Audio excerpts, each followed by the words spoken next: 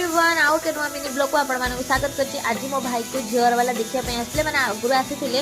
आज पूरा फाइनल हबा पय आछि, डेट फिक्स हबा पय। तो मामू घर पाखरे पहुंची गलुनी, गां भितर के एंट्री करछु एबे हमें।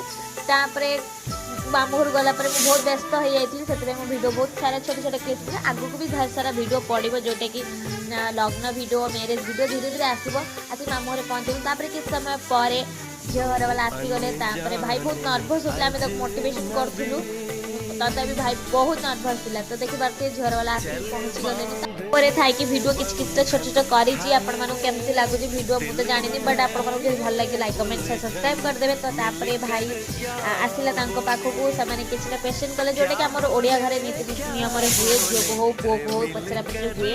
तापर गले से लंच करने, लंच में बहुत किसी आइटम होता है जोटा कि मटन, माछ, चिली चिकेन, दही बैगण, पापड़, भात, डाली, मिक्सचर तरकारी, पनीर सब किसी भिडियो किसी नहीं। खाई जाई सारा आम किसी खाइलु।